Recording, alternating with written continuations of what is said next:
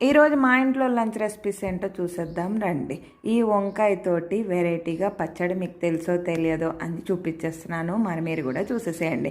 అది వంకాయ వచ్చి 1/2 కిలో ఉంది. 1/2 కిలోకి నేను 10 పచ్చిమిరపకాయలు తీసుకున్నాను.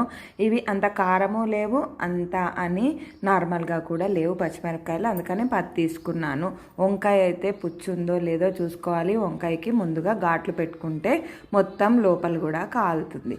టమాటాలు కూడా కడిగి నూనె రాసుకోవాలి, పచ్చిమిరపకాయలకి నూనె రాసుకోవాలి, వంకాయలకి కూడా నూనె రాసుకోవాలి. అప్పుడే కాలుతుంది. కాలిన తర్వాత తోలు కూడా ఈజీగా ఊలుతుంది నూనె రాస్తే. వంకాయ ముందుగా కడుక్కొని తుడిచిన తర్వాత అప్పుడు నూనె రాయాలి. పచ్చిమిరపకాయలు కూడా అంతే, అటు ఇటుగా తిప్పి కుంపటి మీద కాల్చుకుంటారు. కాల్చి ఇంకా టేస్ట్ అనేది బాగుంటుంది. ఇప్పుడు కుంపట్లు లేవు కాబట్టి నేను ఇలా స్టవ్ మీద కాల్చాను. టమాటాలు కూడా హోల్స్ పెట్టుకొని ఫోర్క్తో పెట్టుకోవచ్చు, కత్తితోటైనా పెట్టుకోవచ్చు. తోలు ఈజీగా వచ్చేస్తుంది. మనం ఇవన్నీ కాల్చిన తర్వాత చల్లగా అయిన తర్వాత అప్పుడు మిక్సీ పట్టుకోవాలి. ఇక్కడ నేను రాళ్ళు ఉప్పు వేశాను. నాకు ఈరోజు కొంచెం ఉప్పు ఎక్కువైనట్టు అనిపిస్తుంది. మీరు కొంచెం ఉప్పు చూసి వేసుకోండి. పచ్చిమిరపకాయలు, టమాటా, ఇంకా వంకాయలో కూడా పుచ్చు చూసుకోవాలి. ఉప్పు వేసాను, పసుపు వేసాను, చింతపండు వేసుకోవచ్చు. కానీ ఇక్కడ నేను టమాటా ఒక్కటే వేసాను. కావాల్సి ఇంకొంచెం పులుపు కావాలనుకునే వాళ్ళు చింతపండు కూడా వేసుకోండి, వేసుకోకపోయినా పర్వాలేదు. ఎల్లిపాయ వేసుకోవాలి అని అనుకునే వాళ్ళు మటుకు ఎల్లిపాయలు కూడా కాల్చుకోవాలి 1 నిమిషం. కొత్తిమీరలో బాగా మట్టి ఉందని చెప్పి 2 సార్లు కడుక్కున్నాక అప్పుడు నేను మిక్సీలో వేసేసుకున్నాను. ఇవన్నీ వేసుకున్నాక అప్పుడు మిక్సీ పట్టేసుకోవాలి. మిక్సీ పట్టుకున్నాక మనం అప్పుడు మళ్ళీ తిరగమూత వేసుకోవాలి.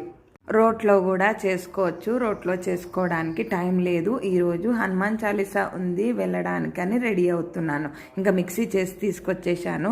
ఇంకా ఇప్పుడు ఇందులో ఏమీ వేయాల్సిన పని లేదు. కచ్చా పచ్చాగా మిక్సీ పట్టానని చూపిస్తున్నాను.